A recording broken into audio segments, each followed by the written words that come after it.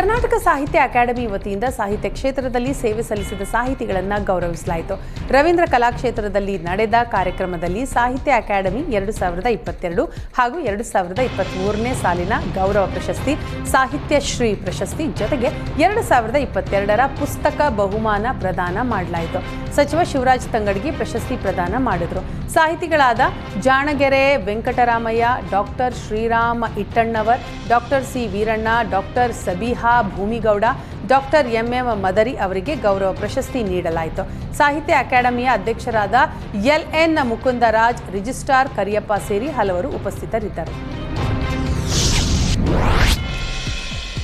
ಹಾಸನ ಜಿಲ್ಲೆಯ ಹಲವೆಡೆ ವರುಣಾರ್ಭಟ ಮುಂದುವರೆದಿದೆ. ಸಕಲೇಶಪುರ ಹಾಗೂ ಆಲೂರು ತಾಲೂಕಿನಲ್ಲಿ ಕಳೆದ 3 ದಿನಗಳಿಂದ ಮಳೆ ಸುರಿತಾ ಇದೆ. ಬಿರುಗಾಳಿ ಸಹಿತ ಸುರಿತಾ ಇರುವ ವರ್ಷಧಾರೆಗೆ ಜನಜೀವನ ಅಸ್ತವ್ಯಸ್ತಗೊಂಡಿದೆ. ವಾಹನ ಸವಾರರು ಹಾಗೂ ವಿದ್ಯಾರ್ಥಿಗಳು ಪರದಾಡುವಂತಾಗಿದೆ. ಉತ್ತಮ ಮಳೆಯಿಂದ ರೈತರು ಹಾಗೂ ಕಾಫಿ ಬೆಳೆಗಾರರ ಮೊಗದಲ್ಲಿ ಮಂದಹಾಸ ಮೂಡಿದೆ.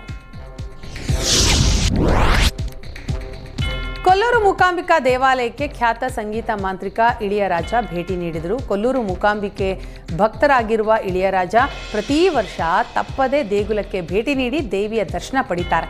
ಸದ್ಯ ಮೂಕಾಂಬಿಕಾ ಕ್ಷೇತ್ರದಲ್ಲಿ ಮಹೋತ್ಸವ ನಡೀತಾ ಇದ್ದು 2 ದಿನ ದೇವಾಲಯದಲ್ಲೇ ಉಳಿದು ವಿಶೇಷ ಪೂಜೆ ನೆರವೇರಿಸಲಿದ್ದಾರೆ.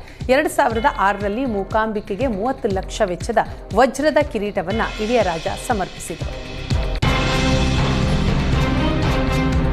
ಬೆಂಗಳೂರಿನ 24ನೇ ವಿಟಿಯು ಯುವ ಜನೋತ್ಸವ ಸಂವಹನ ಕಾರ್ಯಕ್ರಮಕ್ಕೆ ಚಾಲನೆ ಸಿಕ್ಕಿದೆ.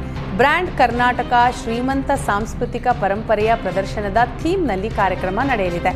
ಗ್ಲೋಬಲ್ ಅಕಾಡೆಮಿ ಆಫ್ ಟೆಕ್ನಾಲಜಿ ಸಹಯೋಗದೊಂದಿಗೆ ಯುವ ಜನೋತ್ಸವ ನಡೀತಾ ಇದ್ದು, ಬ್ರ್ಯಾಂಡ್ ಕರ್ನಾಟಕ ಪರಿಕಲ್ಪನೆಯಲ್ಲಿ ಸಾಂಸ್ಕೃತಿಕ ಪರಂಪರೆಯ ಪ್ರದರ್ಶನ ಆಯೋಜಿಸಲಾಗಿದೆ.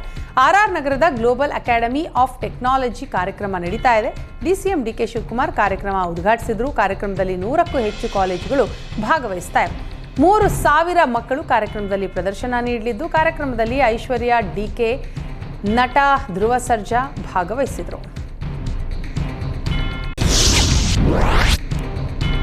ಕರ್ನಾಟಕ ಸಾಹಿತ್ಯ ಅಕಾಡೆಮಿ ವತಿಯಿಂದ ಸಾಹಿತ್ಯ ಕ್ಷೇತ್ರದಲ್ಲಿ ಸೇವೆ ಸಲ್ಲಿಸಿದ ಸಾಹಿತಿಗಳನ್ನು ಗೌರವಿಸಲಾಯಿತು.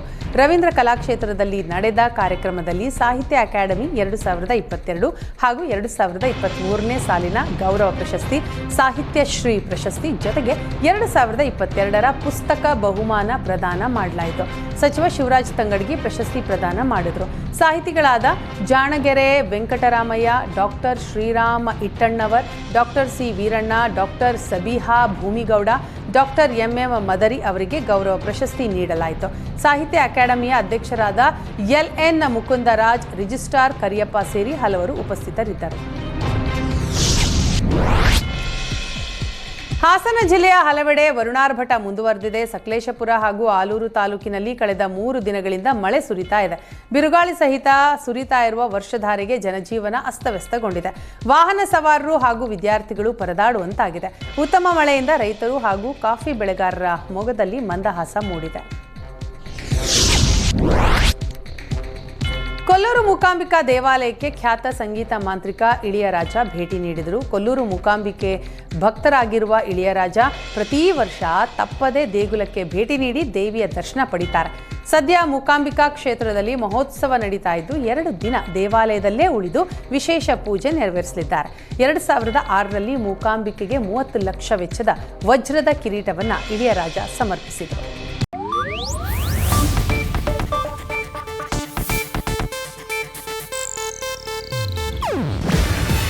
ಇದು ಏಷ್ಯಾನೆಟ್ ನ್ಯೂಸ್ ನೆಟ್ವರ್ಕ್ ಪ್ರಸ್ತುತಿ. ನೀವು ನೋಡ್ತಿದ್ದೀರಾ ಏಷ್ಯಾನೆಟ್ ಸುವರ್ಣ ನ್ಯೂಸ್.